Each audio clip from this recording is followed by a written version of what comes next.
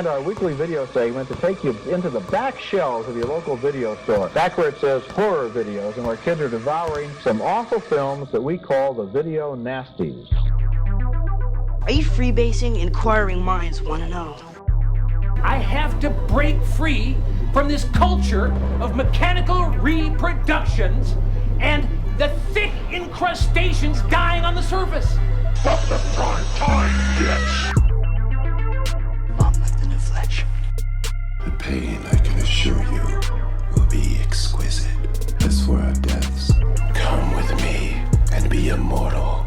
We have such sights to show you.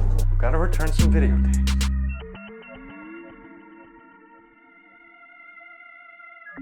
Happy Halloween, horror hounds, and welcome to the It Slays podcast. I'm your humble host, Rowan. I'm your giant glass of Chardonnay, Mike. Happy Halloween, it's Jill. Oh yeah, say Halloween. I thought it would have been way funnier if Jill came in and just said, I'm your second glass of Chardonnay, that you're pretending to be the that first was the glass. Setup. She didn't pick up on it. Just didn't recognize Sorry, it at all. the alcoholism. But we are back. We are Coltonless yet again. He's doing something. He'll be back. You guys know he'll come back. He'll pop in. He's lucky there because I almost did the introduction. I've been doing so many Now Slayings that I was about to do the Now Slaying introduction. I had to hesitate a little there and think about it. But we're back doing a real episode, a Halloween episode. We're so back, baby. We're so back. I feel like I've said that so many times this week. We're just so back. So you know where we're starting. What we've been watching, what we've been listening to, what we've been reading, what we've been consuming, all that good stuff. Jill, let's start with you. All right, I actually have quite a list of things. Let me get my list here. Okay, so a couple of things I did for the podcast with Rowan for Now Slaying. So we did a Now Slaying on The Strangers, Chapter 2. We both really loved it. So if you want to go hear 5 stars. about how much we love that banger of a movie, go check out that episode. We also did an episode on VHS Halloween. Also a banger, for real though. Not as much as Strangers Chapter 2, but... Sure. But one if you could also... only dream of being that good. It's a box office hit, I hear, Strangers Chapter 2. Rennie Harlan just coming back. Writing bangers. Anyways, yep, if you want to hear what we had to say about VHS Halloween, we kind of tackle every segment and rate them. It was really fun. So go check that out. I also watched Mandy in full for the first time. Oh my gosh. For Straight Jacket Let's Talk. not bring up the great It Slays podcast Mandy controversy. I'm trying to live past that. What was the controversy, actually? It was Mike and Jill, I think, slaying it, and then... It wasn't me. It was Exilia. Oh, Yes. yeah, sorry. I meant to say Exilia. Your yeah. wife. Not Back in mine. the day. I think you guys slayed it. I can't remember. I just remember I gave it a lesser rating, and they were like... basically just saying I was a hater and I was just trying to be argumentative. Cool. And then I came back and was like, I thought about it. I think it is this good. And then they like basically tried to tell me I wasn't allowed to go back and change my opinion. You must stay the same forever. Good times. You know what? I had a similar experience maybe when I did that podcast with Straight Jacket Talk because I think everyone else like slayed it. And we had Bear Claw on the episode from Malice of Madness. And he's really into cosmic horror. So he was just like really, really into it. And I think Kevin and Nathan also really liked it. And I was like, I think I gave it 4 stars, but like it's still it's a steep decline from what they rated it and how they went on about it. But yeah, I liked it. I don't know. I keep thinking about the first episode that I did that was my pick on It Slays, Color Out of Space. Mm-hmm. And for some reason, just because it's Nick Cage and the colors of like the movie poster and everything, I thought they were going to be really similar, which they aren't. And I was like kind of in a not in a great place when I watched it. And there's like, I find it to be like a really bleak movie. I'm not going to say any spoilers, but yeah, it kind of brought me down a little bit. So maybe I need to rewatch it when I'm not like sad. it Oh might my be god, better. you just need to like watch it, take a Xanax and then watch it. So the other times I tried to watch Mandy, I actually got like really high and it was too much for me. So I kept turning it off every time. But I just got like a little bit high and watched it this time, but I should have been more high because it was too real. Yeah. Oh my gosh. But you yeah, need if to find your perfect balance. Like I do. I don't know. Maybe Mandy is just not like a 5-star movie for me, but it's for you guys, right? It's Slave. Oh, I wouldn't say that. No? A yay? Don't you go maybe it's not a 5 for meing it. Okay. We'll get you there. Oh, okay. We it's will that kind of experiment with various levels of intoxication like a mad scientist until we land on that 5. Okay. All right. Okay. That sounds like you I guys just are going to put looked me to through it. torture. I confirmed that Mike and Exili gave it a slay. And here I was thinking I gave it an okay. I gave it a yay. Like, it's not like so we're the same. Yeah, it's not like I shit on it. But you feel that pressure from the people who give it like the 5 stars or a slay, right? Yeah. You just feel like, oh, fuck, I didn't give From it the enough people respect. that, recognized this. Yeah. Yeah. And I get it because there's movies that I really resonate with and then other people not so much. And I'm like, how the fuck do you not love this? So I get it. But yeah, that's on YouTube if you want to check out that under Straight Jacket Talk. And then for fun, so I actually got to watch some movies for fun, which is rare these days. I went to the drive-in. It's probably my last drive-in visit of the season because they're shutting down at the end of October. But they had their Halloween 3 event, and I went to go see Halloween 3 Season of the Witch, which I really like. And it was nice to see it 35 millimeter at the drive-in. I brought my car. I popped the trunk, and I had a bunch of blankets, and I had like little jack-o'-lanterns and pillows, and it was kind of raining and cold, but I was like really cozy inside, and it was nice. And the drive-in had like shirts, so they had like their own little like skull shirt or a pumpkin shirt or a witch shirt. That was cool.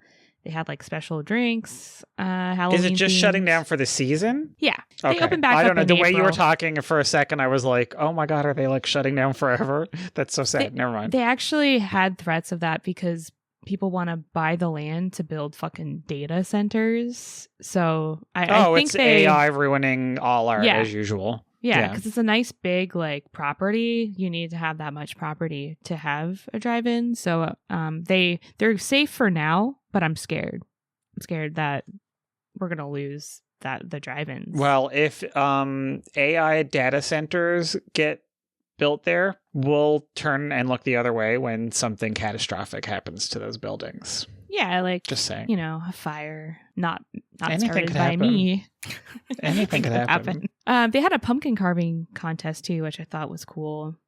Did you win? Yeah, I didn't do one. It was kind of a drive. It was my first time taking the turnpike here, and it was like the longest I've ever driven by myself. But I was proud of myself for driving up there, and it was like raining really hard. Yeah, and it was my first time with my car at the drive-in. It was really cozy. Did you pull over and cry many times? No. Okay. I was fine. I had my little GPS. I got my tunes. It was just really hard when it was really rainy, but I was just like, clenching the wheel, hoping nothing bad and your butthole would happen. And my butthole always. You never know. Yeah. You guys are going to love this one. I finally watched the first Candyman, the original Candyman, for the first time in my life. I can't believe it took you this long. Me neither. But proud of you. I'm Very proud of me too. Now I need to watch the new one. So that's on my list. But you also need to watch Candyman 2 and 3. Yeah. I don't know about that. Do I? I mean, to be a completionist, yes, you do. Okay, I don't know if I am a completionist. I kind of feel. Listen, I only saw 2 once. Candyman 2 is actually underrated. It's the mom from the OC. The OC is in it, yeah. Kelly Rowan. Yeah, so I remember. I never watched the OC. Oh my God. Okay, fuck watching movies. You need to get on whatever. Why did we allow you on this Prime podcast? What happened? Jeez, you snuck the right reason in. The reason why I actually watch Candyman is because Anthony keeps going around and telling people that I'm on a horror podcast and I've never seen Candyman, and everyone just like shits on me nonstop. I love that he just walks around throwing you under the bus. It's actually iconic. Always. It's iconic. It's not because we told the entire world that you were racist because you didn't go on the Nope episode and you're just trying to make up for it. Yeah, and I never watched Candyman until now. Yeah, I guess it adds up. I'm a racist. Tony Todd, man, just fantastic. Amazing. Yeah, I loved everything about that movie. I remember being a kid in like the girls' bathroom in elementary school, and everyone would like turn off the lights and chant like either Candyman or Bloody Mary into the mirror like 5 times. I remember one time I was on the toilet and these girls came in and did it, and I was so fucking scared. I just like got up and I like ran out of the stall. I don't even think I had like my pants up. It was so embarrassing. And yeah, all the girls like laughed at me. This is lore that I didn't know I needed. I didn't know you I was running drop through this. your elementary school hallway with like your pants around your ankles. Yeah, I was scared because I was like really scared of that shit. And I'm making a point here. I'm still scared of that shit because this movie was really scary to me because you never know when he's going to pop up, and the way that he kind of just shows up. And I don't know, everything about him. He's really scary, but intriguing. And I feel bad for his character and everything that he suffered and just like the racism of it all. I always tell people because, you know, if I'm talking to people, we'll be like, if we talk about Candyman or Tony Todd, I usually like show off my tattoo.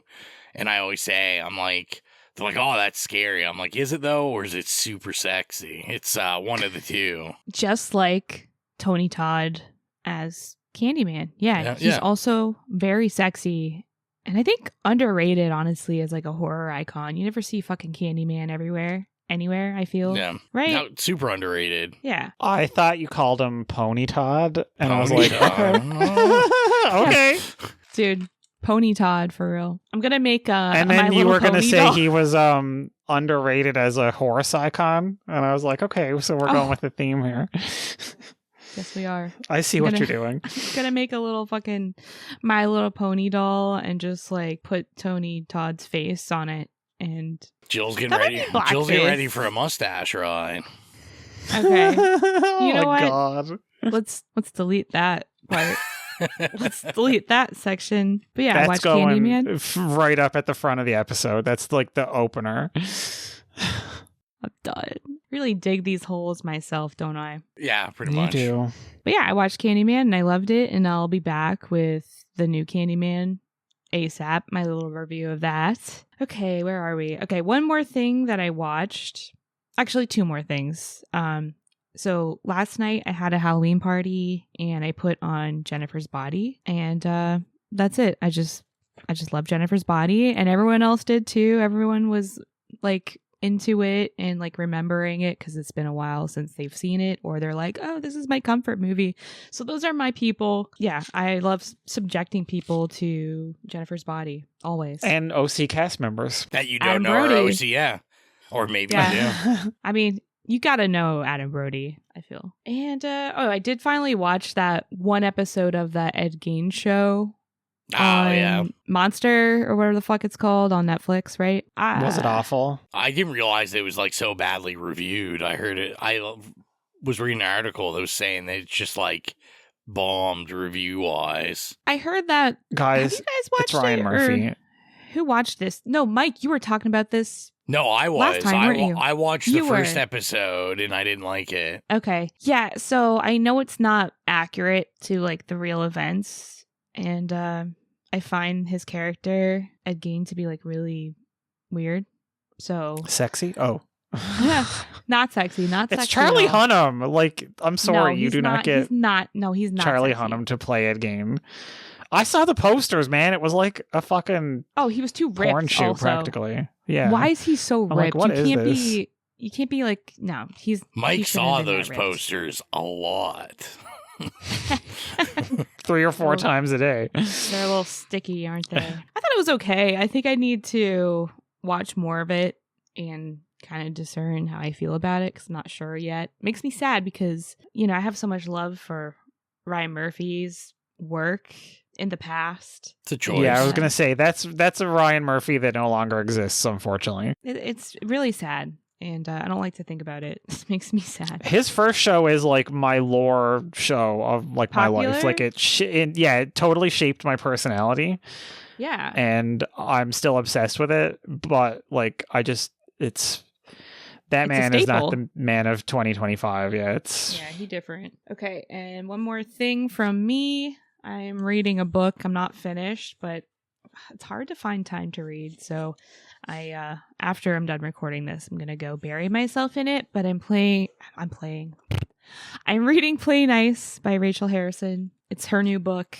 I like her books, and so far it's really good. It's about a demonic house, a possessed kind of haunted house, and also about family trauma and all that kind of stuff interwoven into the story. So far it's really good, and I will let you know how I feel about the rest of it when I finish it, probably. But that's it for me. What have you been up to, Mike? Okay, so last time I had this like fucking laundry list of things that I had been watching, and this week I've been so busy, as I was explaining to you before we started recording, that really almost the only things I've watched in the last 2 weeks have been stuff for this episode or the Now Slayings that I did. Yep. So I guess I'll just get that out of the way. We recorded 2 Now Slayings, one of which is out. There's going to be a couple of double features. Jill is on half of one that is out now, and I'm on the other half. So Ro and I recorded on him. So I actually watched a newish movie for once. Wow. So applause, please. And then I watched another new movie, and it was the new Brian Bertino movie, who is the director of The Strangers, among other films. And it's called Vicious. And you can hear my thoughts on that soon, but I can give you a little taste and say that it was awful. And a lot of people that I know are like mad at me now because I am very vocal about my like Brian Bertino filming nothing burgers, and yeah, I'm sorry everyone. It's just that's me. That's my mental illness. It's just Brian Bertino nothing burgers. But other than that, recently I have rewatched a couple of classics. Okay, I'll just start with my rewatches of classics, and then I'll talk about the one that I watched for the first time and loved. So last night, actually, my friend came over when I got home from work, and we rewatched one of our favorite movies of all time in 4K, which we have watched before, and that is all-time classic 5-star original Slumber Party Massacre. We just wanted like a kind of banger that we like knew and loved and were really comfortable with, because it was, a bit late. We just decided like it's Saturday night, like let's just watch a banger. And before that, I actually introduced her to a movie that she had never seen before, and I still need to talk to her about what she makes of it, because I feel like she felt weird about it. And it was Daddy David Cronenberg's The Brood, which is classic. We love Cronenberg, and that is like, and it just so happened that she said like, oh, I want to watch a horror and like maybe something on the Criterion channel, which is like, she never wants that. So I'm like, oh my God, yes, she wants like some art house weird stuff. Yeah. So I just opened up all the like horror theme packs that they have, and it just so happened I was trying to make her watch The Devils by Ken Russell, because she had also never seen that. But she decided that she wanted to watch The Brood, and it just so happens that Samantha Eggar, one of the stars of The Brood and Curtains, which we did, a few episodes ago, and a bunch of other really good movies, passed away a few days ago. So it was kind of a like RIP Samantha Eggar screening, and also a introducing my friend to The Brood. And she just kept being like asking questions, and I was like, I just don't ask questions during a like weird ass one of like Cronenberg's weird body horror movies. Like, don't ask questions, just like strap yourself in. Yeah, top up your glass of wine and just ride that wave. Like, that's all you have to do. Like Mandy. So yeah. Like Mandy, exactly. Exactly. They are very similar in a way. So another one that I got to see recently, which is a classic, another lore movie of mine. We actually in our theaters here got a theatrical screening of the 75th anniversary edition of Sunset Boulevard, which is a movie that I fucking love and I've had on like every format possible. And I went with a couple of friends who had seen it millions of times and were also familiar with it. So we were just going and like vibing out, and it's like so cool to see like old black and white movies in theaters, because I find even when they do those like classic festivals and stuff, like usually maybe the furthest back they'll go is like the 80s, like you might get your something like Back to the Future or The Breakfast Club and stuff like that. But I was like, okay, like work 75-year-old movie, like I can get behind this. And it had a pretty decent turnout. They were playing it for like 3 days. So I hope that a lot of the theaters do that more often, because I think there's a real market for, I know there's a real market for rep cinema, and just people don't want to watch this same old fucking trash. Yeah. Like, I'm sorry. Yeah. We don't need, what was it? There was something that was on like 8 screens the other day. It was like fucking Smurfs 8 or something. I was like, God. What is this? Smurfs. I don't know what it was, or Kung Fu Panda 7 or something. I don't know. I don't keep track of these things. Anyway, it doesn't need to be playing on like 7 of the 12 screens. That's all I'm saying. And so the last movie that I want to talk about is, as Rowan would say, a banger. And I have to recommend it to everybody because it's excellent. So it's from 1985. And it is a thriller called The Boys Next Door. So this was directed by Penelope Spheris, who, if nobody knows that name, she's directed a bunch of like really banger movies. Notably, though, Wayne's World.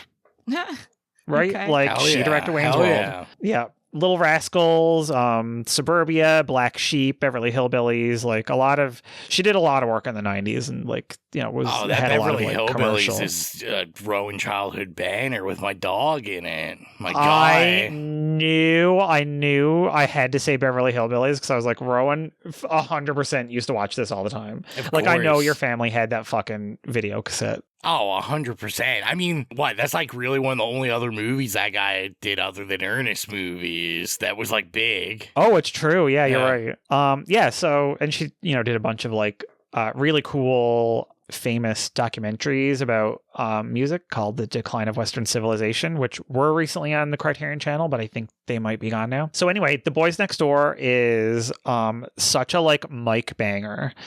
It's about 2 high school dudes, and it's like their last day of school, and they're played by Maxwell Caulfield, who I know mainly from 2 things, and it is Grease 2, but also one of the bangers of all time, Empire Records. Oh, yeah. Yeah. We all know who he was in Empire Records.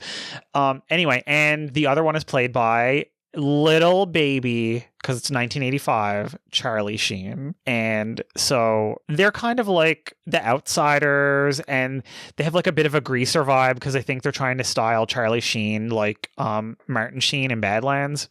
And it really works because he has that look. But it's kind of like they so they go on like a cross-state bender of violence, and it's essentially like a serial killer movie. But it's also like super homoerotic, because one of them is very clearly gay and in love with the other one, even though it's not part of the plot. And it's just fucking excellent. It's got a great cast, like lots of great supporting players. And the soundtrack is amazing. It's all this like really great new wave music and like kind of post-punk and like really good rock music. She has good taste in music. And yeah, Boys Next Door, 1985, like, I totally recommend it, especially if you want like a homoerotic odyssey of violence. Homoeroticy, if you will. Beautiful. Love it. And that's honestly, that's pretty much all I've been, watching. Like, Ro, what's been in your eyeballs and earballs and I feel like balls? Jill's kind of the Rowan of this week, because I honestly didn't watch a lot. I'm not going to repeat. We've already said all the now slayings that are either out or coming out. Like, that was a lot of my 2 weeks, because I was editing and recording those and doing all that kind of stuff. Yeah. I did finish another book. Yay me. I finished the Deceased which is like the DC horror book. Like zombies, right? Yeah, basically it's like the character Cyborg. Like there's a code that people look at their phones and they all turn into zombies, and it's like one of those like I think I don't know, it might have been a Black Label, I'm not sure, but like it's like pretty violent, and like it's definitely like a Elseworld type thing. It ends super depressing. Most of your favorite heroes like die brutally or turn into zombies, but I really liked it. It's one of my favorite things I've read in quite a bit. I missed it when it was coming out, so I bought like the collection and in a graphic novel. Really enjoyed it, and I'm reading, because I've never read it, is DC's The New Frontier by Darwin Cook. I've never ever read anything Darwin Cook has ever done, and I know that's like the most famous thing he ever did, and obviously he's deceased now, and so I was interested. Deceased. Yeah. He's not a zombie. Yeah, so I'm reading that. It's pretty interesting so far. It's basically, like Superman, all these guys, but it's set during like World War II. So it's basically, it's very, it's all about like, the Justice Society, like being disbanded basically during like, McCarthyism, and like they're rooting out communists and trying to get rid of superheroes, and then, these other heroes stepping in. But it's like all about like Wonder Woman working for the government and Superman working for the government. And it's kind of cool. Like it's yet again almost kind of another like adult themed book, even though Darwin Cook has like a very signature, like almost very cartoonish style, like it looks kid friendly, but it really isn't. So been doing that. I've just been reading a lot, which is probably good for my old brain. And then in terms of... How dare you read? I know, right? And then in terms of other stuff that I've watched, I did get to rewatch Donnie Darko. I hadn't seen that in, I don't even know, like 10 years, 10, 15 years. Watched it with a guy at work. He had never seen it before, and we've just kind of been going I was going to say, list. Did you watch your 4K? No, I didn't. It was on Plex at work. Oh my god! You're like, I have a 4K of this, but I watched it on Plex on a laptop. We watched it on like a big screen TV, but of course I also had to watch, the like half-hour ads that Plex gives you during the movie, which I'm all for. I'm all for that. And it was fantastic. I mean, I love Donnie Darko. I think if you're like around our age, that's just like one of those movies that kind of like shaped your movie watching tastes. Rite of passage. And yeah, it's so good. I rewatched The Black Phone because I'm getting prepared. I did go see The Black Phone too because we're doing a Now Slaying on it. But yeah, so I decided to rewatch the first one because I wasn't too hot on that when we did a Now Slaying on it. And I did end up liking it a little better. This time around, I watched it like at home with headphones on, and it was dark, and I was kind of just zoned in. And then even when I was done watching that, I watched, there's like maybe it's like 20 minutes, but I thought it was funny because it was also on Letterboxd to log, but it's like the featurette essentially called Answering the Call, behind the scenes of The Black Phone, which was kind of cool because of course like the big thing when this came out was Ethan Hawke coming back, reuniting with Dickerson, and like doing another horror movie, but he's the villain in this. And it's like, he kind of talked about how this is like kind of the first villain he's ever played. And it was a cool featurette because there was a lot of interviews with him, and it was just like him coming to realization where, he's like on this, like 60-year-old guy or whatever. And he's like, I feel like this is it's kind of remind me of like the interviews you see now with like Hugh Grant, where he's like, this is where I get to like have fun and be in horror movies and be like a villain. And, Ethan Hawke, a little more serious about himself than Hugh Grant. Hugh Grant has a lot of fun with it. But, I'm all for Ethan Hawke just getting his horror movie on. I keep laughing internally at you saying Dickerson. I was giggling inside. I didn't too. say anything, but I was like, I'm just like, I keep going, Dickerson. What a great name. Scott Dickerson. Yeah. Sorry, I didn't say it all. I did get a chance to go see One Battle After Another, which is the new Paul Thomas Anderson.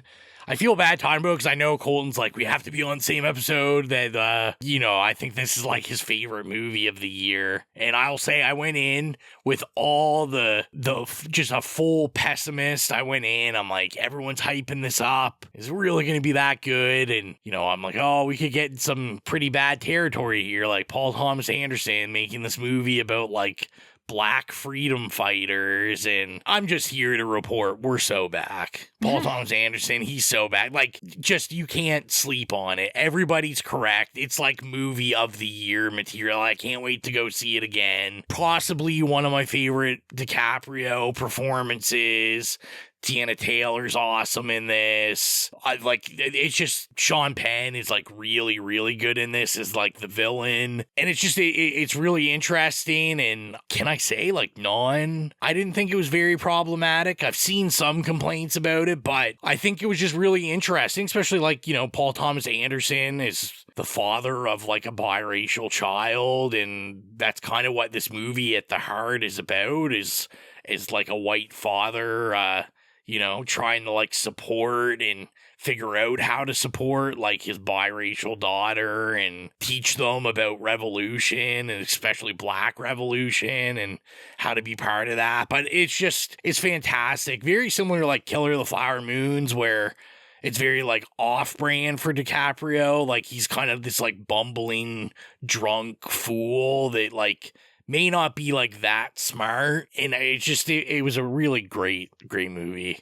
I'm sure when Colton comes back, if he ever comes back, ever wants to talk to us again, we'll talk about it some more. And then the piece de resistance, the last thing I watched that me and Jill have been texting about for 2 days now, I watched Haul Out the Halloween, which is Hallmark's attempt at making a Halloween-themed movie. Obviously, it stars Lacey Chabert. Oh, Lacey Chabert. Because I love it. She's in everything. People seem to be like on Letterboxd really pumped about this. I think I wasn't, because it's got two people from some 2000s like Family Channel movie called Halloween Town. I've never seen that. But people love Halloween Town. Jill's shaking her head. I fucking love it. It's a staple. So apparently Kimberly J. Brown and Daniel Kuntz are like the two people from it, and they play a couple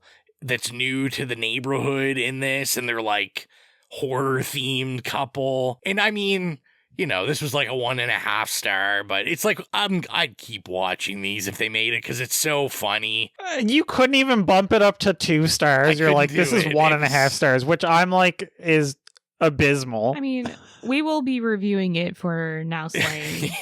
Yeah, we're just gonna tell Colton it's gonna have that. It's not great. It's like, how do we make a Christmas Hallmark movie also a Halloween? Like, most of this movie, they're just talking about how they wish it was Christmas. They're setting up the Christmas sequel already. Well, apparently this is the third movie in a series that I've never seen. Apparently there's like Haul Out the Holidays, like it's all this like haul out, and it's like this main couple or the couple.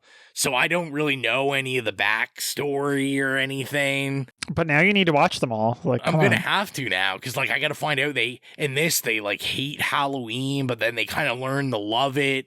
And they like, they're organizing a community Halloween fest that the scares are only allowed to be 5 and under, because they don't want to scare children. It's a Hallmark movie, guys. Like, what can I tell you? It's wild. It's a wild time.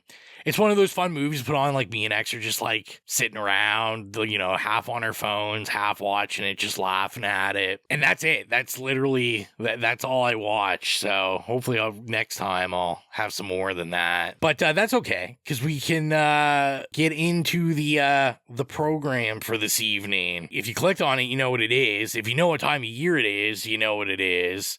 It is our annual Halloween watch. And I'm not talking about our annual Hallmark Halloween watch. Obviously. That would be Halloween. Oh. Obviously, we are talking about Halloween H2O 20 years later. I don't need to explain why we chose this. It's Halloween. We are going through all the Halloween movies. And I know what you're thinking to yourself. There's only a couple more, and then these guys can either quit the podcast or die. But we'll find more. We'll find something else. Maybe then it'll be all the Hallmark Halloween movies will get reviewed or something. We'll see like how far we can push Mike until he just really goes nuts. See, Rose says this as if I don't own the limited edition Scream Factory Blu-ray box set of Halloween. There's just some of them that are really, really, really, really, really bad. Like I meant more driving you crazy once we get to the Hallmark Halloween stuff, and that's the Halloween picks.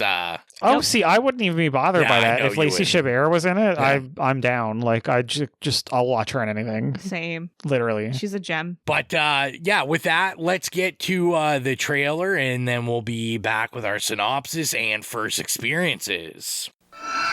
At a secluded private school, We could have a Halloween party. A roaming orgy. I love the way this man thinks. 4 students are about to learn I'm not who you think I am. their teacher's terrifying secret. Who is that? My brother. Michael! This summer, terror won't be taking a vacation. Halloween H2O. Oh my God. Rated R. Starts Wednesday at theaters everywhere. Halloween H2O 20 years later is directed by Steve Miner and written by Matt Greenberg, Robert Zappia, and, a little ghostwriting from Kevin Williams. And the synopsis is as follows. 2 decades after surviving a massacre on October 31st, 1978, former babysitter Laurie Strode finds herself haunted by persistent knife wielder Michael Myers. Laurie now lives in Northern California under an assumed name where she works as the headmistress of a private school. But it's not far enough to escape Myers, who soon discovers her whereabouts. As Halloween descends upon Laurie's peaceful community, a feeling of dread weighs upon her, with good reason. So, our first experiences, is this our first time seeing Halloween H2O? Or, I know a lot of people always say, oh, this is the first one I saw in the theater, or the first one I saw. Mike, let's start with you, because I feel like you're the H2O head. Oh, please, I saw this in the theater. Come on, I'm ancient. I was there. I saw Halloween for the first time when I was like 9 years old, so I was addicted. I was there opening night. I'm trying to remember. I think we didn't even have to scam one of my best friends, her mom. Like, we loved movies. We would be renting them 4 days a week and going to them as much as possible. And she'd even just go to movies by herself every weekend. So whenever there was a horror movie out that was restricted that we wanted to see, we're just oh, can we go see Halloween, or can we go see whatever? And she's just yeah. So I think we went with her opening night. And it's good because this was the era that it wasn't embarrassing or weird to go to a horror movie in the theaters with your parents, because there was usually not much violence or sex or nudity in them. This was the kind of still restricted but kind of PG era of horror, which I think we're back in now. But anyway, yeah. So I've literally and I am an H2O head. I've always loved it. So it's one of my favorite sequels. Ro, what's your take on this? So I didn't see this in the theater. Is this where I really make the probably horrid confession that I was really trying to think about it? And I feel like Rob Zombie's Halloween might be the first Halloween that I saw in the theater. I don't think I saw this or Resurrection in the theater. Did Resurrection? Yeah, Resurrection must have went to the theater. Resurrection, unfortunately, did go to theaters because, as we'll find out next year, I saw that in theaters too. But it's weird because I went to the movies all the time ever since I was young. And it was usually always horror movies, but I feel like I rented a lot more than I would go to the theater. So Halloween's always been a rent series to me. It's something I always rented. And This one, honestly, I hadn't seen this one in a little bit. I know maybe 6 years ago, I think I did a whole watch through where I literally just like stayed up 19 hours and I was like going through the first one. I'm like, I'm going to watch every single one. I think at the time only like Halloween Kills had come out from the newer series, and I was like, I'm just gonna sit down and watch them. It was very like, yeah, pretty early in the podcast infancy, just because I remember I had an idea that I was gonna like watch them all and then rank them all for the podcast and like what order I thought they should go in, and then that never came to fruition. So I've seen this one a bit. This isn't one I've seen more. There's certain ones I've seen a lot more than this, but I've seen it a fair bit. What about you, Jill? Yeah, what you said about this being a very rentable movie. I talk about this like every year, I think, whenever we do a Halloween movie, right? Like I told you guys about when I was a kid. Me and my friends would always have these sleepovers, and we would go to the gas station and rent a couple of movies that we would like replay over and over until we left like the next morning. And Halloween was a frequent movie we rented, Halloween 1 and 2. And for some reason, H2O. Like I didn't even know that 3, 4, 5, and 6 existed because all they had at the gas station was the first two and H2O. And But honestly, T, because they're like the 3. So I thought that's all there was, honestly, for a long time. I didn't even know about like the rest of them. It's like the Laurie Strode trilogy. Yep. I guess the ones that matter are there. Yeah.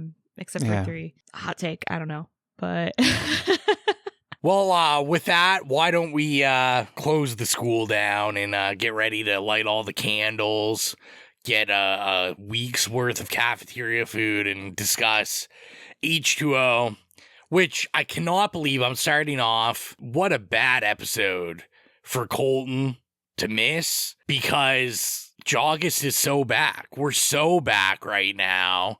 Not only do we have Steve Miner in the house, but we have Darren Okada, the cinematographer, both of Lake Placid fame. Oh my god.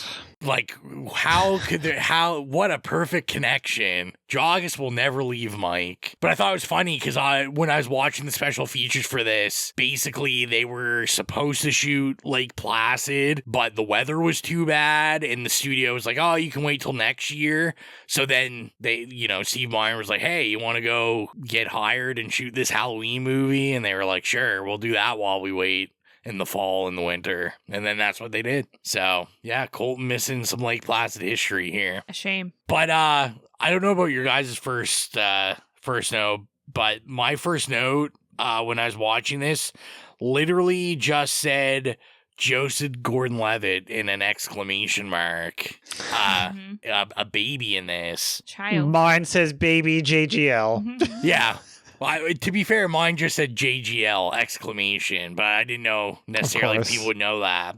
Although it also said his friend exclamation mark, who's Brandon Williams, who I only know because he plays the DJ at the party from Can't Hardly Wait. I love that fucking movie. I know, it's like one of my all times, and I was just like, hey, I know this guy from somewhere. And then when I was looking into it, I'm like, oh my god, it's a DJ from Can't Hardly. Only I would be impressed with this tidbit fact. But yeah, but see, he was also in Never Been Kissed, just saying. Just an icon. Just this guy's an icon. You're forgetting something. What? Very huge here that you can tie into Colton not being here. Baby Josh Hartnett, who is Colton's coworker. Yeah, which we're assuming. How could he miss it? There's some sort of on-set beef that we need to report to TMZ immediately, which is why he's not on the episode. We've already said before we start recording, we're going to make sure to get a hold of Josh. Everyone should let him know Colton's hating. Just email him, Josh_Hartnett420 at gmail.com. No, 69420. 69. Oh yeah, excuse me. I forgot forgot that he at sent Hotmail. that at hotmail. .ca. Oh, not the .ca. He's not even Canadian. But we'll accept him. He's now one of us. One of us. One of us. Come on, Josh. But I mean, get in here. Since we're just talking about it, I mean, just really a cast for the ages for 1998. Like, it's a pretty incredible cast, especially like just people very young. Like you said, Josh Hartnett, Michelle Williams, LL Cool J. This is like his first or second movie. He was just kind of like stepping his toes in it, and then but this was after his TV show, right? Or was it? Was it? Yeah, maybe. I think this was kind of his first foray into movies. I believe he said. Okay. But I mean, yeah, it's just like, it's crazy. Like, Adam Arkin's in here, who's like kind of like one of that guy. Like, he's just like always in stuff. You know, obviously, like the big thing here is Jamie's back, and you know, the last 3 episodes of Halloween we've done, she hasn't been there. So she's back, better than ever. Back. So back. Jamie's so back. What did you guys think about the return of Laurie Strode? Yes. This is my favorite rendition and version of Jamie Lee Curtis when she has like the short mom cut. I don't know. She just pulls it off so well. She pulls off being a mom so well. And this is kind of the same era, even though it's couple years earlier, as to when she filmed Freaky Friday, and that was another sleepover classic that we used to rent a lot. So, you know, I just loved her with the short hair. Yeah, I think that this version of traumatized Laurie Strode is far superior than the recent retconning the whole series trilogy that they did. Oh, I just watched. I like this version of Laurie Strode return. Of course you did. Don't rewatch them too much, because, girl, we got a couple years from now where we're going to be watching them. So I know. It's not my fault. I'm subjected to this because I live with Anthony, who loves Halloween. Yeah, and see, I'm a tough one, because I'm kind of a David Gordon Green apologist, where I was a fan of his first one, and I was one of the 1 out of like 10 people that actually enjoyed the last one.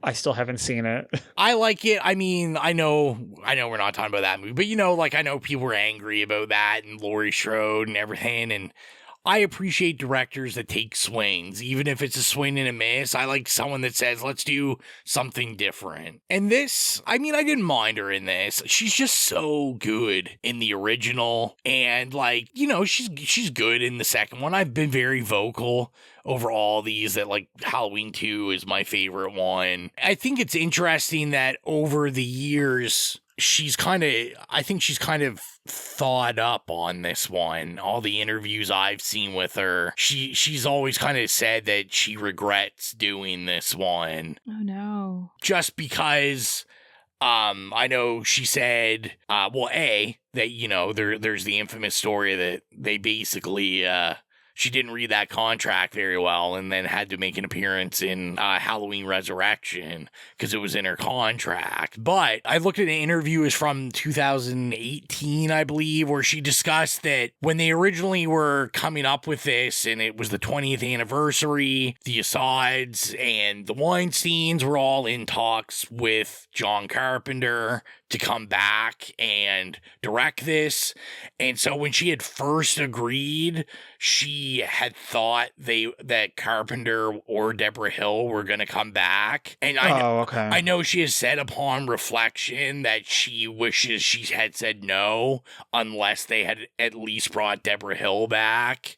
And you know, typical Carpenter, like, Carpenter hates this movie. Like, he's on the record that he just thinks it's a piece of shit. So yeah, I mean, I thought she was all right in this. I like to see the aspects of her being a mom, and I mean, I really like 4, 5, and 6 quite a bit. So I'm kind of sad. Like, as crazy as that lore gets, one thing I kind of like about franchises that go forever is how they're forced to try to fit in all the crazy lore. And then I'm kind of sad that they didn't have to deal with that. You know, because I kind of like, I don't know if you guys looked at anything about some of the original scripts of this, especially when they thought this was going to be a continuation of 6, and I kind of laughed.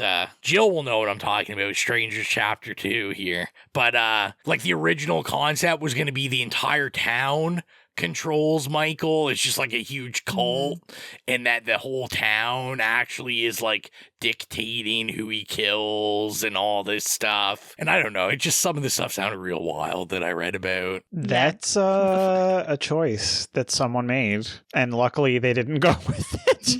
Well, and I mean, the more you read about it, I feel like, you know, you got to thank Kevin Williamson. Like I tease, like Kevin Williamson, you know, he's not credited anywhere, but he did. They've admitted now, years after, that he basically, like, went in and, like, totally reworked the script and everything. Yeah.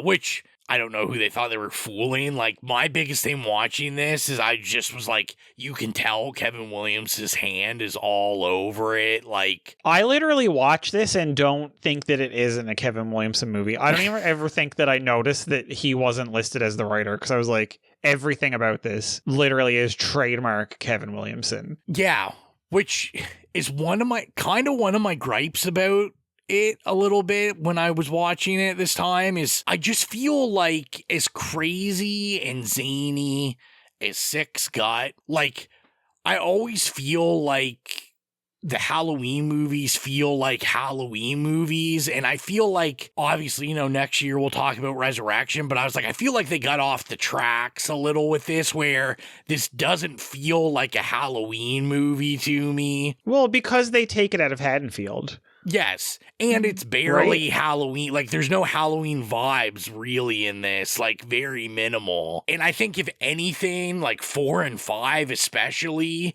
just like drip, like the whole town, and the stores are all costume stores, and it just dripped. Well, there's no Halloween decorations barely or anything, right? Other than, other than Josh Hartnett's Little closet.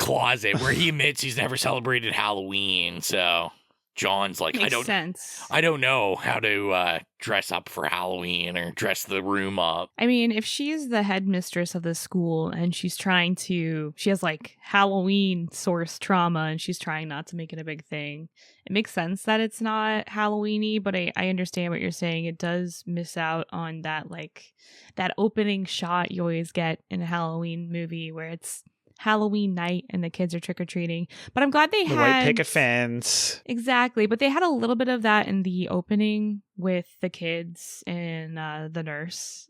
So I thought the opening super strong. I do love the opening. We get that connection. Yeah, and because the opening is in Haddonfield, right? Yeah. Like, Yep. Isn't it? Yep. Yes. Yeah, and you know, who doesn't love the smoky nurse back? And she's such an icon.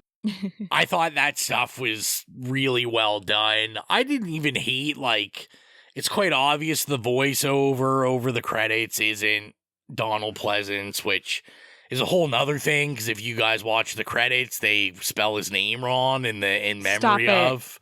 So Stop it. Yeah. In memory of Donald Pleasance, and they spelled Pleasance wrong. How? I can't even remember. I had it written down. I watched a featurette. They talked about it. It's not even hard. You know, it happens, I guess. But, you know, shout out to the guy that mimicked his voice. I thought he did a pretty good job at the voice for the credits. Another big issue I had with this, especially I had the headphones in and stuff. I'm just going to say the score is, like, atrocious in this. It's so not good. I agree. It's weird. And we got the best possible version. So I can't remember. I'm looking now. His name was like Otto something. I can't think of his name, but John Ottoman is the composer. And so essentially he said when Steve Miner came at him, he told him, I don't want this like any other Halloween movie. I want like an Alfred Hitchcock / adventure movie score. And you can get tidbits of it in this, but I'm like, it's just like, I like the ideas of like the orchestra and really like, you know, having it like this minimal synth score turn into this giant orchestra, but like there's stuff that I'm like, this doesn't even feel like a horror movie anymore. And apparently it was way worse. Like apparently I watch scenes. You can, on the Scream Factory disc, they have the scenes with the original score, and I was laughing out loud watching them because it was like you were watching like Indiana Jones or something. They showed the scene where Michael's flipping the tables, and it's like this like happy adventure music playing. Oh my god, it's awful. Yeah, and basically the final product is like raw test tracks mixed in with his bad score. They brought in like 6 music producers to try to fix it. Because, of course, when it went to Dimension and the Accords and stuff, they both were like, what the fuck is this? Like, you can't. Yeah. And then apparently the movie was supposed to come out in 5 days. So they had 5 days to fix the music. And, but yeah, I was just like, one thing that makes it a Halloween movie is the score. Is the music. Yeah. John Carpenter, hello. And you ruined it. You just ruined it. Absolutely ruined that's it. His baby child. But it's like, literally, that's the one part of a Halloween movie that you don't need to worry about is the score is handed to you on a platter. It's like, it's done. Like, you just literally need to run it through your, like, fucking Pro Tools or whatever, and boom. I mean, can you imagine if they had Pro Tools in 1998? Maybe they did. Maybe. There's probably an OG version of it. They were definitely using it in, like, 2000, 2001, probably. Okay, so maybe I'm not being saucy. Maybe they were running it through Pro Tools. Maybe that was the issue, too. Yeah, they were like, dear Pro Tools.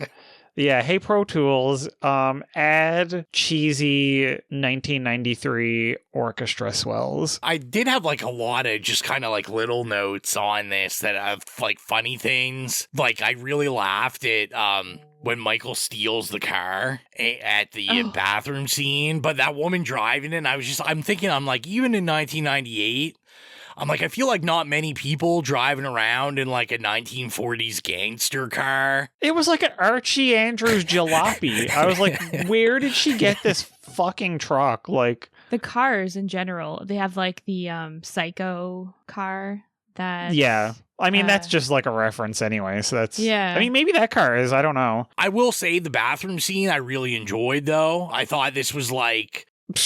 Yeah, I'll bet you did. I just think that's kind of prime, like. Creepy Michael, the kids screaming. So obviously, they kind of reference this in David Gordon Green's first Halloween. Yes, yeah.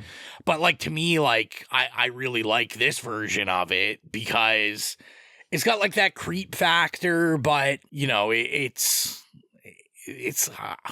I don't want to say Halloweenish, but like it's it's not like brutal. It's just kind of like fun, scary. It's more of like a suspense scene. And I guess it depends on how you like your Michael, because I've always argued when I talk about the newer renditions of Michael Myers that I think Michael is scary when he's just like this pure, brutal, violent machine. Mm-hmm. The one thing I don't like, right, is like I'm thinking, oh shit, I couldn't remember this movie. I'm like, is he gonna kill the kid? Is he gonna kill the mom? To me, I'm like, Michael Myers is killing everybody. And I found especially this movie, it's like Michael's very picky and choosy on who he murders.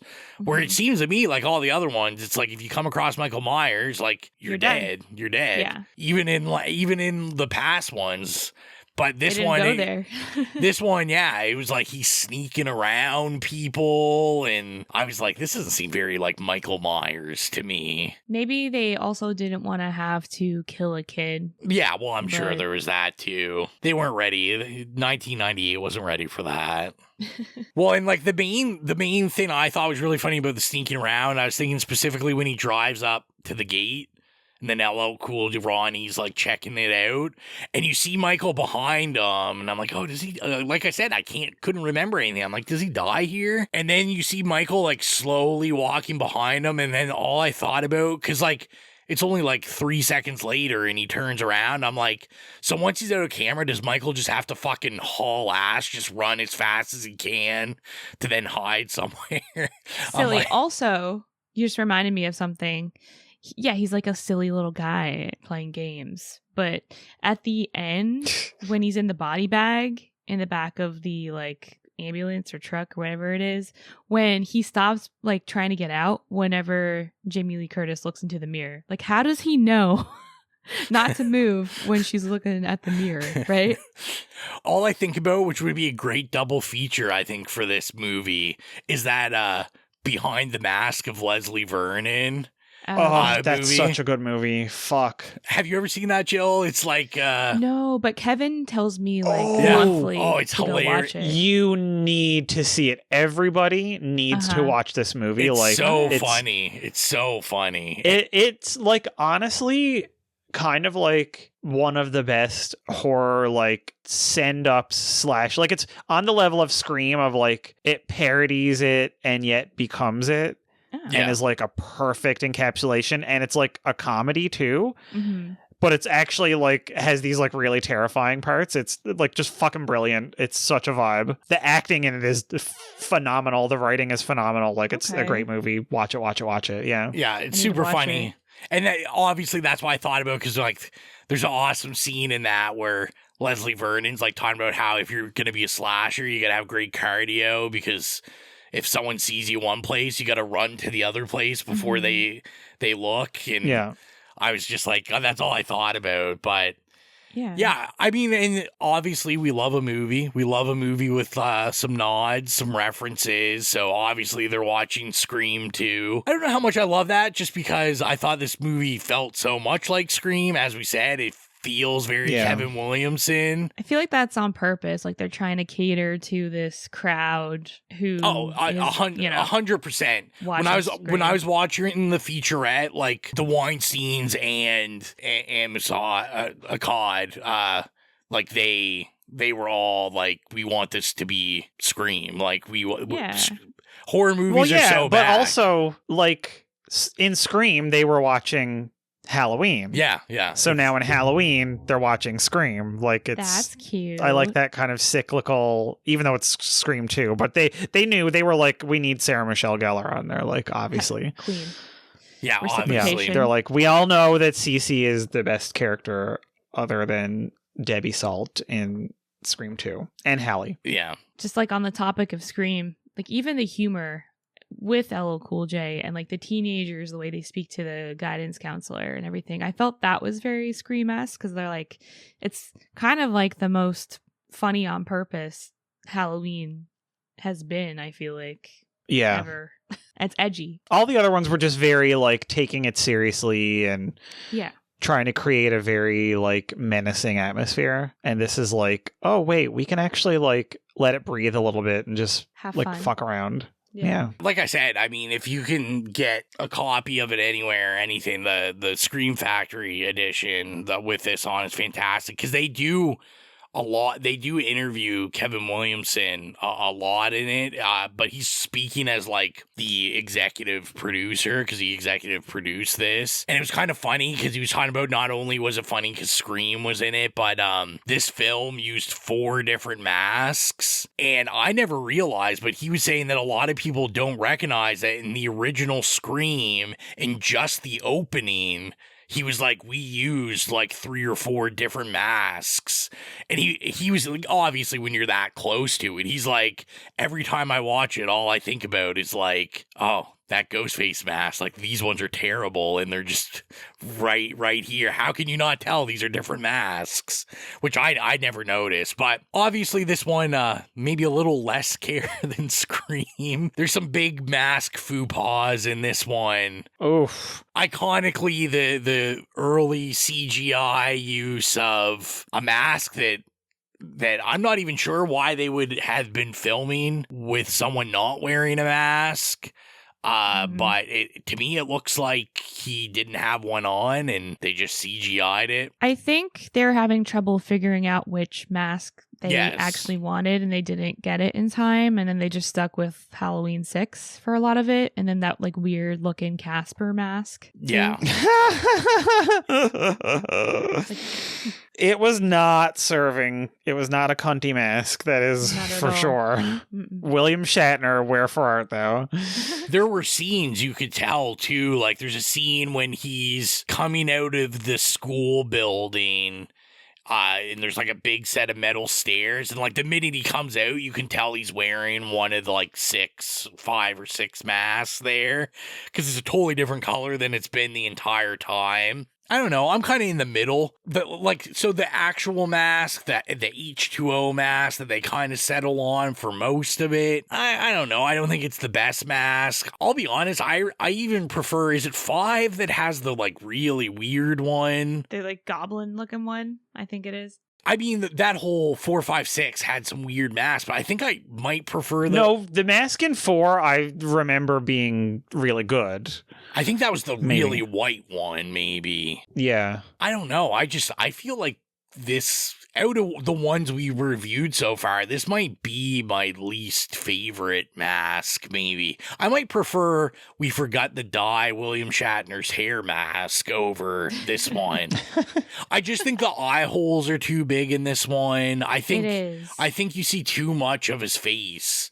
His face, yeah. In this one. It takes you out of it. Yeah, and I mean, this obviously, most of these, but this one is like a totally different guy that played it. And it was kind of interesting because when I was watching the featurette, the guy that played this, like, was talking about how, I think he was saying, like, he had never seen any of the Halloweens, like, he doesn't like horror movies. And he was like, I purposely didn't watch anything because I just wanted to go in on my own. He was saying that he based his performance off of lions.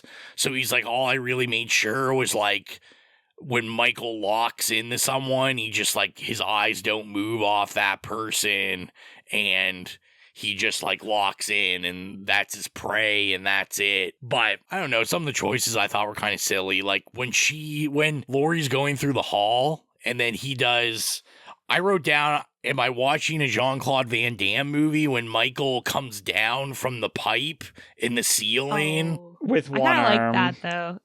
I was literally like, this is Arnold Schwarzenegger in Commando. Yeah, I was like, this is literally any 80s action movie. It was spooky. I'm like, man, them fucking guns should be busting out of that fucking work suit. Like, those overalls, like, he needs to be like bulging out of that. Like, he gotta have some guns. I'm sorry. So you thought it was spooky? Yeah, because it was scary. I didn't realize he was gonna be, hanging there. He just like slowly kind of like hovers downwards. I just feel like he could have came down any other way than one arm, like an angel. It's like it was like Arnold. Cool. It's like he was just flexing his muscles so you could see that he could come down off this pipe in like one arm. I get it. The whole movie was kind of goofy in terms of Michael Myers, the way he looked, the way he acted.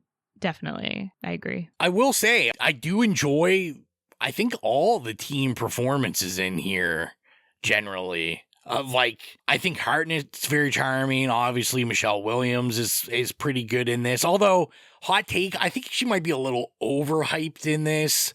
Most people I know that love this are like, oh, Michelle Williams, oh, she ate Halloween H2O. I don't really know necessarily if I liked, who's the other? Jodie Lynn O'Keefe. Yeah, I had her down as like the typical slutty teen. And I really loved that she am obsessed with her love of food and she wants to be a gainer. Yeah, I loved it. And I was like, this girl's like early gainer representation, 1998. Yeah, let's go. And I loved, like, she was dating, like, the little scrawny, nerdy guy, and which, I don't know, like I said, I don't know how much any of you guys read up on it, but the original script, Charlie, he was supposed to be the killer. So the original script was an all-girls school, and then Josh Hartnett would be the only boy there. And it was supposed to be like he hated being there because it was an all-girls school. And Charlie was a copycat killer of Michael Myers. And then at the end, Michael Myers would like come and kill him for being a copycat. Oh, okay. So unfortunately for Adam Hanbird, who's the guy that played Charlie, he was saying that that's the movie he thought he was making till like 3 days before. And they were like, yeah, we totally rewrote the script. You're not the killer anymore. Hopefully you still want to be in the movie. You're one of the first people at the school to die, by the way. Don't worry, you get about 5 lines of dialogue. Unfortunately, not a great death. Sarah's death, fantastic. Like, I was like, the leg getting chomped down and broken, her hanging on those lights and the lights turning on, just giving me Dead Alive vibes. I was like, let's go. Fantastic. Like, I thought that was good, but overall, I don't know about you guys, but I was pretty disappointed with the most of the kill and the kill count on this one. Oh, it was super bloodless. Like, but this was typical of the time, especially when you look at a Dimension film. Like, as a Dimension film enthusiast, and I saw probably all of them at the time, like, of all the genres, like, the horror for a good 5 years was just, it was bloodless, it was quick, it was like edited, you know, really quickly so that it's like you kind of only get the sense of it, and there's just never enough death. Yeah. Like, come on, Never it's enough. Halloween. Like, I could have had an extra like 3 bodies. Yeah, I think it needed it because I kind of made a conscious note to look at the times. And after that opening, we go almost an entire hour without a kill. I was going to say. And then I was like, wait a second. And because I'm like, well, this movie's only like an hour and 20 something minutes long. And then it's like, I just felt that 20 minutes felt so rushed. Like, it just felt like they were trying to cram any Michael action in there. And it's like, you gave us this whole hour of build up. And I get it. Like, it's the 20-year anniversary and we're trying to build, you know, this backstory and all that. But I just felt it could have been Well, they're giving, you know, more. Laurie PTSD storyline, right? Her functional alcoholic storyline. That was bringing me back to Nightmare on Elm Street 1. Just hiding booze everywhere, drinking them. I did have a fun fact written down just for the Tarantino heads. Ronnie's partner that he's talking to on the phone, it's the woman that plays Sharonda in Jackie Brown. I thought that was awesome. I love it. Yeah, I was like, fantastic. Obviously, as a hip hop kid, I was just loving LL Cool J in this. He was so good. Oh, he's wonderful. LL Cool J is insanely charismatic. Oh yeah, fantastic. And what a like that is a talented man. What a run. Like this, Deep Blue Sea, Any Given Sunday, all in a 2-year span. I'm like, let's go, LL. Let's go. That was one of my favorite parts of the movie. He survives. Like, he does. I do love that they like break that trope, which, you know, it's You think he's dead? I mean, first they have that, you know, white man shoot him, but at least they reversed it. And they're like, you thought... Got to be on the right side of history here. Yeah, they're like, you thought this was another one of those. He was so funny, though. I love that he was writing his little smut novel and he was calling Of course, Joe would love that. Yeah, I was loving him. He was so good. You got to use and adjectives. she was such a fan of his writing. And that's what I loved about it. When he's like, I'll call you back. She's like, no, I want to know what happens. Like, you always do this. You leave me. So is that your dream relationship? You call your man at work, Jill, and he's working on a smut novel. He just tells you about it on the phone. Yeah, that would be pretty cool. But I would like to be the writer. Okay, you want to like roles reverse. Anthony calls you at work. Oh, God. And you're like, let me tell you about where these tentacles go. Not the tentacles.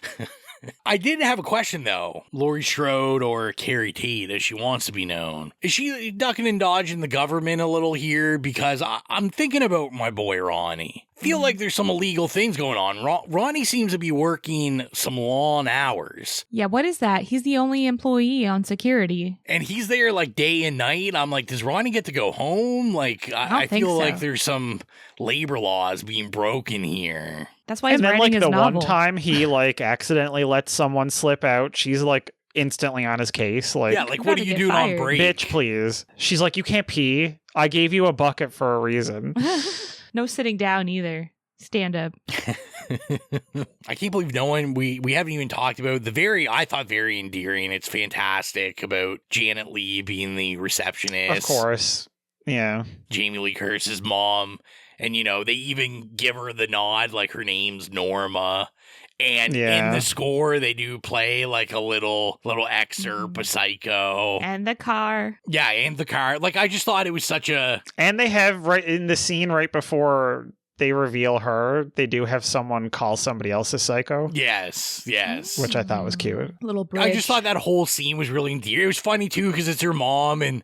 You know, they're trying to get her out of the way so they can shut the door and make out behind it. And she's like just glaring at them. But I was just like, stuff like that. I was like, this is fantastic. Like, you know, that's going to be so awesome. Like two of the most iconic scream queens and, their family. That's pretty impressive. And it's just so funny because, like, Lori clearly is not receptive to the mothering of it all. Yeah. But it's just like, imagine being Jamie and having to like act like you don't care for your mom being your mother.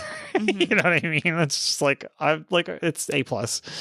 I loved it. I'm putting this question to you, Mike, because I'm going to assume, I don't know your background, Jill, with Steve Miner. Maybe you're just a huge Steve Miner fan. But I mean, obviously, Steve Miner gave us Friday the 13th Part 2. Best Friday the 13th. Well, maybe. 100%. We can talk about that. But girl, it better than 1.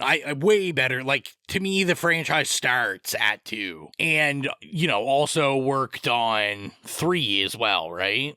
Yeah. Yes, he did 3, which I think is also pretty good for what it was. I think they're 2 of the best, yeah. Yeah. And then like House and Warlock and so I was just like, what did you think of, like, I guess his, like, what he brought to this, really, like his style, I guess.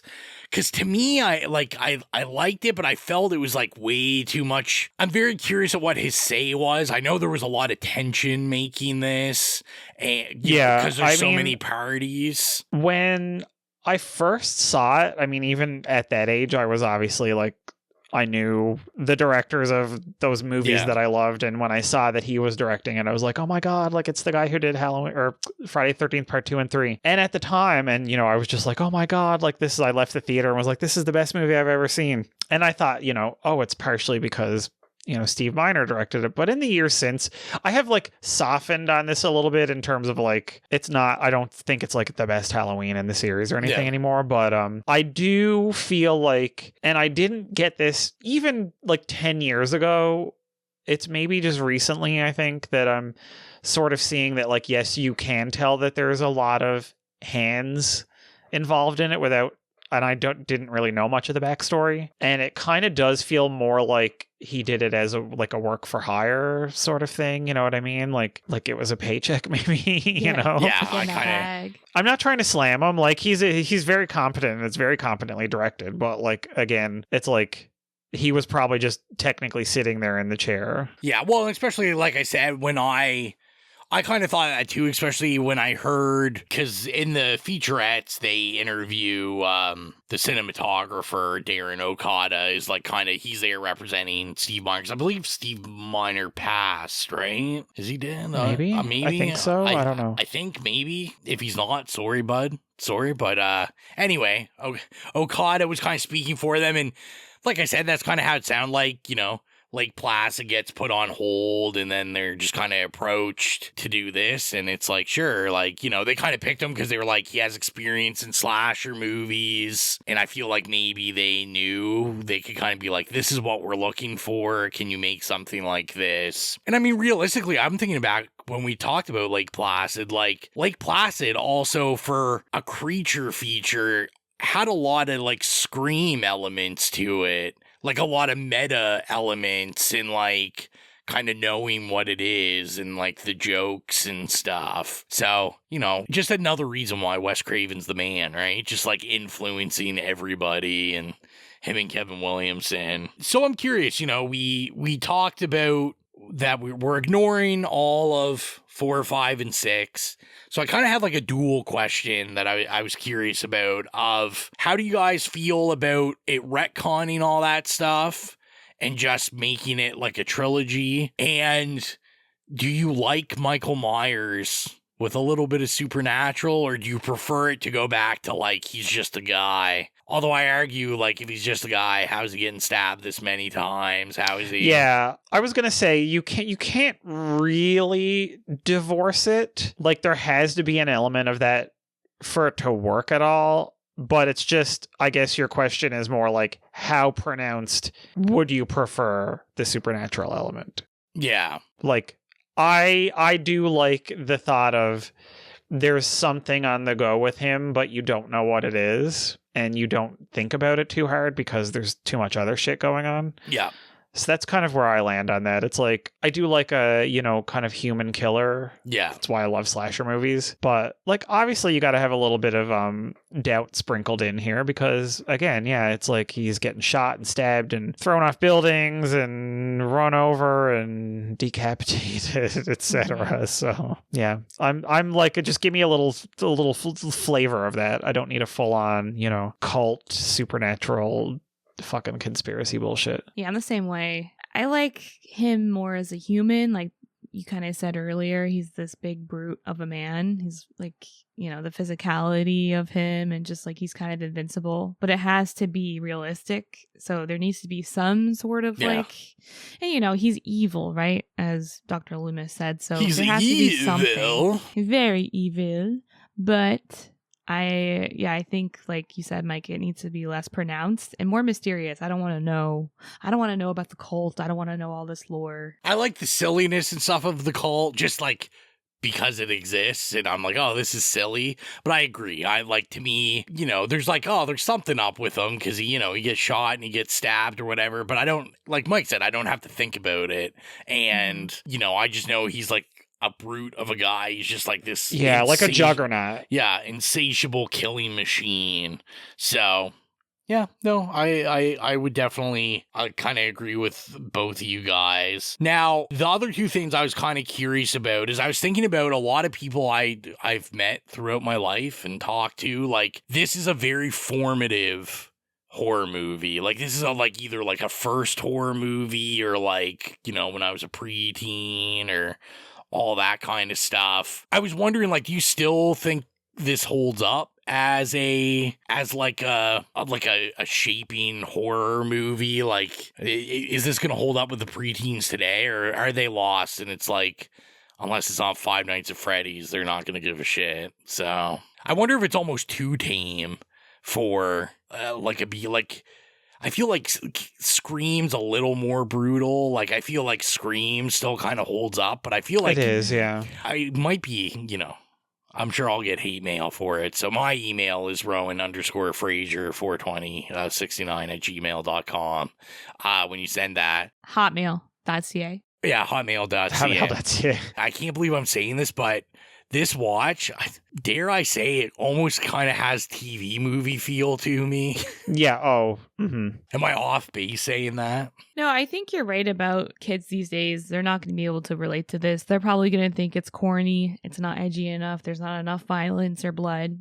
Makes me sound really old. But I think for us growing up with this, I think it was enough, especially like, just time. This is our time to tie our generation into Halloween, so it still sits with us, but I don't think past us, people are really going to pick up on it so much. Before we go into rating it, I had one more question written down. I was really prepared for this. I was really on my job for this. Listeners, I didn't ask these guys beforehand, so I promise I'll delete all the empty space as we play the Jeopardy theme song as they think. But I'm very curious, just off the top of your head, it doesn't have to be an exact, but I'm curious where this would rank in your canon of Halloween films. Like, even if it, like, is it closer to the top, more in the middle, lower end? You don't have to say, like, number 6. Like, just whereabouts would you rate this for a Halloween movie? I mean, for me, even though I've definitely taken off my rose-colored childhood glasses, it's still, like, top 3. I just think that, like, I'm sort of seeing it without the nostalgia lens that I've watched it a bunch, but like I used to watch it a lot when I was like young, and then I didn't watch it for a long time. Yeah. And I think the fact that I only watched it like once in probably like 12 or 13 years, like allowed me to keep that notion of it. But rewatching it now, like obviously I feel like, okay, listen, I maybe like gave it a little bit too much credit, but I still think that it is like top 3 for sure. Like probably number 3. Like I'd say like 1 and 2, and then I'm not counting the Rob Zombies. I'm talking about like kind of the core original series. It would be top 3, like 1, 2, and then this. It's like it's a trilogy. To me, it finishes off the Laurie Strode saga. Yeah, kind of same for me. If we're not including the Rob Zombie saga, I think this is probably top 3, though I consider 3 like a separate entity. That's one of my favorites. Yeah. But I think I like 1, 2, 3, and this one, and then 4, 5, and 6, not so much. And Resurrection, not so much. So maybe in the middle, we but forget that exists. near the top. Yeah. What about you, Rowan? Yeah, I feel like this would be like in the middle for me. Maybe like even lower middle. Like Mike said, I remember seeing this like quite a bit when I was younger. But like it's not one I revisit. Obviously I revisit 1 and 2 all the time. I love 3. I really, as I've gotten older, have an affinity for like 4, 5, and 6. I actually do enjoy those 3. And I'd say like I said, I even like the David Gordon Green stuff generally, even before this. But like I said, that, that's kind of where we talked about. To me, that's the prime example where they really make, Michael this like violent brute, and I just like that part of it. But yeah, no, I was just kind of interested in that. So are you guys comfortable with getting into rating it and landing the plane? Mm-hmm. So if you're new to the podcast, our rating system is nay, okay, yay, or slay. Jill, we're going to start with you. What would you rate Halloween H2O 20 years later from 1998? I like what Mike said earlier about the nostalgia and watching and taking the rose-colored glasses off for the nostalgia. That's why I kind of like this movie. It's a little bit different too, because the setting, I haven't even talked about the setting, but it being in this boarding school, I think they have a lot of fun with it and play around with it, and the way that they separate the students from everything, I thought that worked very neatly together. So I liked that. I liked Jamie Lee Curtis back. This is my favorite version of her. And despite like my issues with the soundtrack, some of the goofiness going on with Michael, I'm still gonna give it a yay, because I think it's still a fun addition to the franchise, and I still have a lot of fun with it, and it has that place in my heart from my childhood. So it's something that I remember and hold dearly. So it's still a yay. What about you, Rowan? Yeah, this one was really hard for me to come up with an answer with, because when I'm like looking at the actual, I'm like, oh, how do these ratings actually work out like numerically and stuff? And I'm like, oh, is that too low? Is this too high? All that kind of stuff. I think I'm going to come in on an okay after viewing it this time. It's probably like, I don't want to say it's a high okay, but it's definitely not like a low okay. Maybe it's just an okay. Like I said, I just feel that I probably like the first 6 better than I like this one. Maybe I don't have as much nostalgia as some people. Like, I know I totally understand there is like a huge following that like thinks this is like one of the best Halloween movies. Like if you're a 90s kid, this is it. And it just, I don't want to sound like a fucking dick or something, but I was a little more, I had a little better taste in the night. Oh my God. No, but I mean, this wasn't one I watched all the time. Like the first and the second one, like I saw those ones a lot more. So I just have a little more infinity to those ones. So yeah, I think I'm going to come in with an okay. What about you, Mike? I mean, listen, when I was younger and even 7 or 8 years ago, I would have been like, this is the best one other than the first one. So just this rewatch, in particular, really kind of drove home that it feels a bit more like, you made a kind of funny point in saying that it almost was giving TV movie, and it kind of vaguely does have that, but it's to me it felt more and this is funny because it was like a Dimension movie. It's a bit more corporate, right? Like it's a bit more like the other ones seemed even though they were like studio movies, they still seemed kind of scrappy and like they were doing whatever they wanted and had like middling budgets. This just felt like it was a bit more like by committee. Don't get me wrong, like I still really enjoy it, and the return of Laurie is great. I like this version of her, like trauma, PTSD, mental health issues. I love the cast. It's just a bit bloodless, and it feels like once it gets going, it kind of just gets rid of everybody really quick. And it had one or two like decent chase scenes. And other than that, I sort of was like, okay, I thought there were a lot of really good chase scenes in this, but when I was watching it this time, I'm like, some of them are actually kind of mid. But I will say the thing that really saves it for me and still keeps it in my top 3 is the ending. Yeah. Like, I have to say that literally Laurie Strode taking a fire axe and chopping Michael Myers' head off is, to me, if they never made another one, I was like, that is actually the best way to end the series. Did we? I and can't believe and we it's the did only this burst of whole violence episode. that like was. Yeah, I know. And we didn't I know. even I was talk like about waiting that. for it. Yeah. We didn't. We had just had so much to say. We're talking about it but right now. Yeah. We're talking about it now. Yeah. So I think that her decapitating him was literally just the perfect, like, it was the cherry of his head coming off on top of the cake.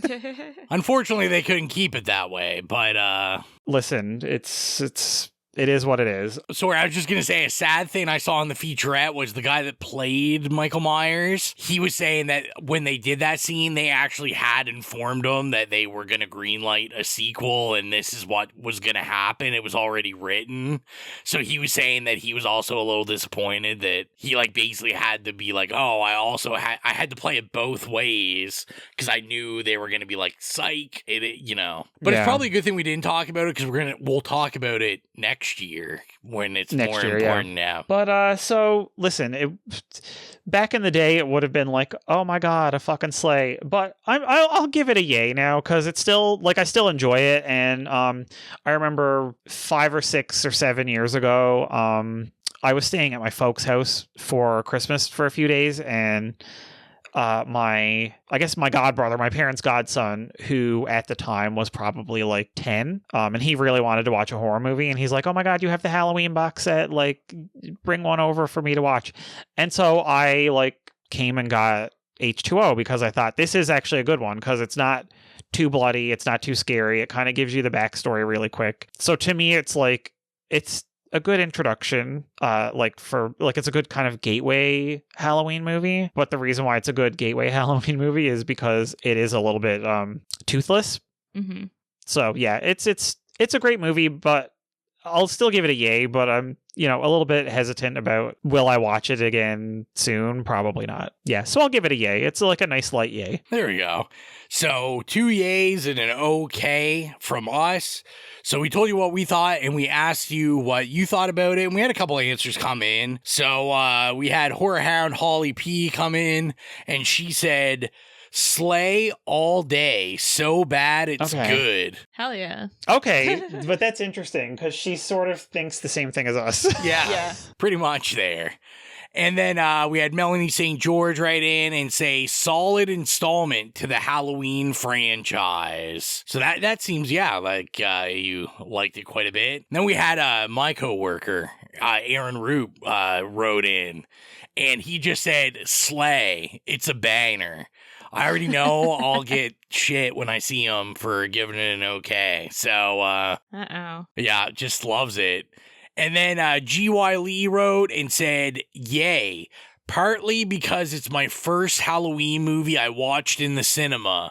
I was 12 at the time, and we did the good old sneaking swap trick. Oh my god. Yeah, I don't know if I ever did that as a kid. I don't think I ever had to do it. I think the people in my theater just didn't care. You could just kind of, like, maybe when I was really young and then my mom would just have to come with me, but like, yeah, I feel like, junior high school, like they didn't care how old you were, what you were going to see. They just ripped the tickets and were like, see ya. I remember people doing the going into the theater and then like they duck out, or like when that movie's done, they go into another movie that they didn't pay for. Mm-hmm. Kids wouldn't know about that these days. That's back in the days when I'd be too anxious. That's back in the days when when you didn't have assigned seats, so people just kind of, it was a free for all. So unless it was sold out, I'm sure you could find somewhere to go. So with that, we're going to go over to the horrific hotline where Nicholas has left his thoughts about Halloween H2O. Okay, so with the 7th Halloween movie, I remembered a big step up from the last few entries, and while having rewatched it now, I am a little bit disappointed rewatching it this year. We're not it the still only is ones. an enormous step up Yeah. from Halloween 6, and at least for me personally, even more from Halloween 5, which I find horrendous. And it is overall a well-done movie that is going to be a yay from me. It is not close to the sleigh I remembered and kind of hoped it to be, because I think it does take its time towards the beginning after the opening incident to really get going, something that worked perfectly for me in the very first Halloween movie. But at this point, we all know where this is going. It felt a bit dragged on, which is weird since the movie is really short. It's like 80 or 90 minutes. But the first half was a bit, I'm not sure, sometimes a bit annoying. I think they try to do similar themes and similar topics as the newer Halloween movies are trying to deal with Laurie Strode's, so Jamie Lee Curtis' character, PTSD and how she reacts, while still keeping some of the lore of the previous movies intact, unlike the newer ones. And I do like that, but it is overall, it feels like they could have done more or should have left out a bit more. I think she's sometimes a bit annoying, being overly protective of her son. But then again, I get it. Some cool young actors like Josh Hartnett and I think Michelle Williams is in there, and some nice cameos Mike's during the offended movie. that you think it's And Michelle overall, Williams. it is entertaining, and especially once it gets going, once Michael Myers arrives at the Michelle school Williams, and not the Destiny's starts to stalk Child. those teenagers there. Very cool. And the final scene, the ending of the movie is brilliant. I think it is a great final for the movie and for the franchise. Sadly, that won't be there for long, since next year you are going to do Resurrection, which I think is horrendous again. But overall, it is a fun movie. It is a big step up. It is up there with the better Halloween movies. I did expect a bit more. I had it in a higher place in my brain, but it is still fun to watch. So thank you for that. And happy Halloween to you guys. Happy Halloween. It's so funny just because it seems like everyone's kind of the same Yeah. on it. Like, I really didn't expect that. Like, that everyone is kind of like, I really thought it was like up here, but it might be a little lower. So I just think it's funny that everyone, I felt alienated when I was watching it and really worried to not be attacked. I was going to get attacked by everybody here. And then I know you said that, and I told you might be surprised. yeah, so that's kind of cool. So if you want to send in a voicemail for the horrific hotline like Nicholas, let us know not just what you think about the movie we're reviewing, but it can be anything. If you have a question, a horror question, any kind of question, you can do so by just getting it to us anyway over social media or itslayespodcast@gmail.com. Just any way you can get us a voice note, let us know and we'll figure out a way to play it. And if you're not doing so, you can follow us on social media @itslayespodcast. Pretty much everywhere. We're on Facebook, Tumblr, Instagram, Bluesky, Letterboxd, Slasher, TikTok, Threads. Basically, if there's social media, we're probably on there @itslayespodcast. And Jill, why don't you let people know how they can become wonderful horror hounds like Nicholas and Holly P and all these people you hear us talk about all the time. And let them know how they can do that and get some stuff. Yeah, if you want to be a part of our horror hounds like Holly, Nicholas, Soccer Type, Dan, Brian, Trevor, and James, head on over to Patreon. You can find us there under It's Lay's Podcast. Check out our tiers and choose the tier that works best for you. Benefits include early access to episodes, access to our Patreon exclusive show, Stream Screams, as well as the ability to choose a movie for us to review. Now, we know we said this the soundtrack sucked for this movie, but we definitely have like the original like Halloween theme on our horrific playlist, right, Rowan? Oh yeah, we have the original. I think we have the one from 2 that is pretty funky. There might even be 4 or 5 up there. So you can listen to those by going to the It Slays Podcast horrific playlist on Spotify.